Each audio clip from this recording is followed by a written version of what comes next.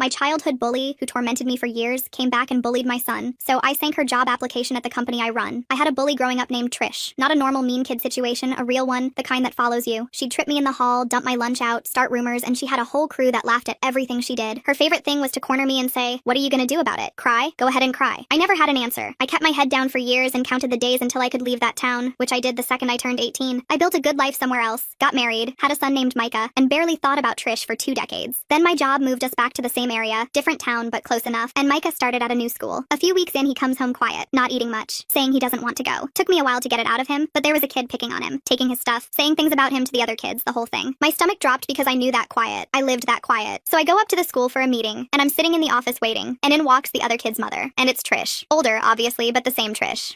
Her son had learned the family trade because he was doing to Micah almost exactly what she used to do to me. Trish didn't recognize me at first, and when the counselor explained why we were there, she rolled her eyes. She goes, "Kids roughhouse, this is what boys do. Maybe your son's just sensitive." There it was, sensitive. I told her what her kid was doing wasn't roughhousing, and she goes, "Or your son needs to toughen up. The world's not soft." I sat in that office feeling 12 years old again. The counselor tried to set ground rules, and Trish agreed to everything, with a bored little smile you could tell meant nothing. On the way out, she finally clocked my face and said, "Wait, do I know you?" And I said we went to school together. She smiled and said, "Oh my gosh, yeah, small world. Like we were old friends. Like she hadn't spent years making my life awful." She didn't remember. That's the thing about people like Trish. They never remember. It cost them nothing, so they carry nothing. Her kid didn't stop, and every time it came up, Trish had an excuse. Boys will be boys. My son says Micah started it. She'd show up late, act put out to be there, and once said, "My son is fine. Maybe the problem is on your end." She was winning the same way she always won, by refusing to care while everyone tiptoed. I felt that old helplessness creeping back in. Here's what she didn't know. When I moved back, it was because I'd spent those 20 years building an actual career. I run operations for a company that had just opened a big new facility in the area, the one everybody in town was excited about because it brought in a bunch of good jobs. And a few weeks into all this school drama, my HR lead brings me a stack of final candidates for a supervisor position we were filling. A good job, the kind people around there really wanted. And one of the applications on top had a name I knew right away. Trish. She'd applied to work at my facility, under me. I didn't do anything shady. I didn't make up a reason. I didn't have to. Part of my job is checking references and background on final candidates, and hers came back on their own. Trish had a habit that followed her too. She'd been let go from her last 2 jobs for exactly the kind of thing you'd expect. Conflicts with coworkers, complaints about how she treated people. A real pattern from the people who'd worked with her. She wasn't getting near a supervisor role in any company that checked, and mine did. She never even knew I was the one at the top of it. She just got the standard email that they'd decided to go another direction. Then she found out through the school grapevine what I did for a living. You could see it land on her at the next meeting. She came in different, quiet, polite, because now she knew this sensitive kid's mom ran the biggest new employer in the area, the place half her friends worked. Suddenly the little chats mattered to her. Suddenly her son could absolutely do better, and she'd talk to him tonight. And the funny thing is, she got exactly the same energy back from me she used to give me. Not cruelty. I didn't need it, just a bored little smile and a, "We'll see how it goes." But polite Trish was scarier than mean Trish, because at least mean Trish was honest. For about a week, I let myself believe it worked. Micah came home and ate dinner, actually sat down and finished his plate. He told me about a science project, a bridge made out of popsicle sticks, and he was excited about it. He was talking again. I should have known better. About a week and a half in, Micah started getting quiet again, but different. Not scared quiet, confused quiet. One night I asked him how lunch was, and he put his fork down and said, "Nobody wants to sit with me anymore, Mom." I don't know what I did. The way he said it, not angry, not crying, just genuinely lost, hit me harder than anything. The other kids were pulling away from him, not being mean exactly, just not being anything, moving to a different table, not picking him for groups. It was like he'd become invisible, and he had no idea why. I knew why, because I'd lived through the same thing. Trish used to do this. When she really wanted to hurt someone, she didn't always do it herself. She'd get her group to freeze you out. She'd whisper something, give a look, and suddenly nobody would talk to you for a week. And the whole time Trish would be across the room acting like she had nothing to do with it. Clean hands, innocent face. You couldn't go to a teacher and say, "Nobody will sit with me," because nobody had done anything to you, technically. And now her son was running the same play. I went to the school and sat down with the counselor. I told her what Micah was saying and asked if Trish's son was involved. The counselor pulled up her notes and shook her head slowly. "On paper, he's been great," she said. "He's not touching Micah, not saying anything to him directly. The other kids just seem to be drifting away on their own." I wanted to scream. Kids don't just suddenly all at once decide to stop sitting with someone. Somebody was pulling the strings, and I knew who taught him how. But the counselor couldn't act on a feeling. There was nothing to report, just a kid eating lunch alone. I left that meeting feeling sick. Then things got worse in a way I didn't see coming. A few days later, I was at pickup, sitting in my car with the window cracked. 2 moms were standing near the parking lot maybe 10 feet away, and they clearly didn't realize I could hear them. One said, "I heard she rejected Trish's job application out of spite, like personal grudge stuff." The other said, "Yeah, Trish told me they went to school together and she's been holding it against her ever since." They were talking about me. Trish was out there telling people I tanked her application because of a personal vendetta. She was making me the bad guy, the powerful woman punishing a regular mom over petty history. To anyone who didn't know the truth, it probably sounded believable. That night, my friend Chastity texted me, "Hey, I don't want to start anything, but people are talking about you. Trish has been telling everyone you blacklisted her because of some old high school drama." A couple parents asked me if it was true. I read that text 3 times. I did everything right. Trish's references were bad. Her work history was bad. But none of that mattered if Trish got to be the one telling the story. The next morning, Adelina called. Adelina knows my whole history with Trish. She was there for some of it. She doesn't sugarcoat things. She said, "You need to be careful. People don't know the history. All they see is a woman with power and a woman without it. And right now, Trish is making herself look like the victim." I hated that she was right. I felt that old helplessness pushing up from somewhere deep. But I'm not 12 anymore. I have a career. I have people who know me. And I have a son who needs me to not fold. So I told Adelina, "I hear you, and I'm not keeping my head down this time." The school's fall open house was in 2 weeks. Every parent would be there, including Trish. I started getting ready. I sat down at my dining table with my laptop and coffee and got to work. First, I pulled every record from Micah's school, every email to the counselor, every meeting I'd requested, every note with dates and what was said. When I laid it all out, the pattern was so clear, it almost made me angry that nobody had connected the dots. Trish's son's name showed up in every single complaint. Then I went after the other half.